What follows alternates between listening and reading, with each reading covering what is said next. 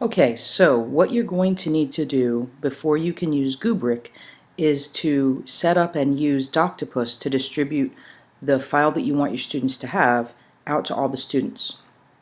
So I'm going to show you how that's done. I've already created a template that is a Venn diagram, and I want each of my students to have their own copy. I've also created this spreadsheet that has the names of my students, their email addresses, and an additional column for flag, which is how I can excuse someone from it if I want to. I've already installed the Doctopus script and authorized it, so now I'm ready to launch the installation. Oh, I need to install the Chrome extension. That's a new part of the new version of Doctopus.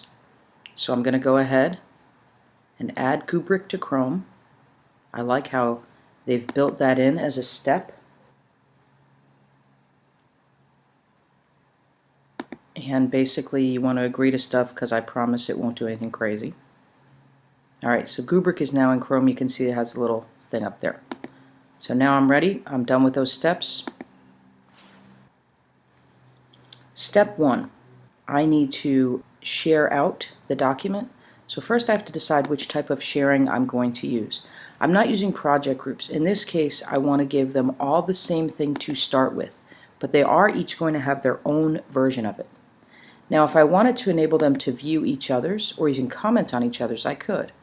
In this case, I think I will allow them to view each other's work. And if I wanted to add someone else, like a co-teacher, as another person who could edit the document, I could do that, but I'm not going to do that at this time. Now I need to tell it that sheet 1 is where the information resides. Student email is their email addresses, and if I were excusing anyone, I would put excused in the flag column. So I'm going to save this. You do have the option if you have individual folders that you'd like to add the assignment to, but I don't have those set up for these students. So that's step 1. And now I have to choose where the document is and what document it is that I'm going to give to each of the students. So I have a lot of documents and folders. I made a folder called CUE13 stuff, and I put it in there. Now I need to tell it that I want it to be the drawing that's a Venn diagram, and I'm going to save those settings. Finally, I can select a folder where I want the files to be, or I can create a new folder. Now, I could go and put it in my CUE13 stuff, but I think what I want to do is call it CUE13 CUE13 Demo Venn Diagrams. And when each student gets theirs, I'm going to have it have a name that has their name in it. So Venn diagram followed by this variable. I want their name to be populated into there. Now I do want to notify them.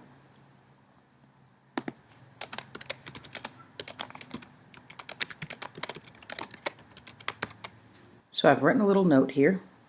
The problem is my window is kind of small, so I've had to resize it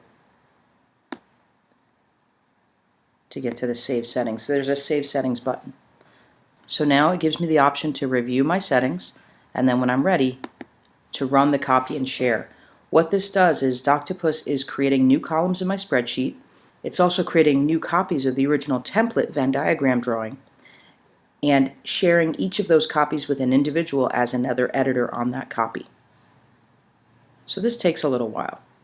I paused recording for a moment, but you may be able to see in the background behind this Doctopus activity window, some new columns have been added, and you can see that some information has been populated into there. Okay, once it was all done, I get this notification that it's done, and you can see that there's more columns there, so let's click OK and take a look.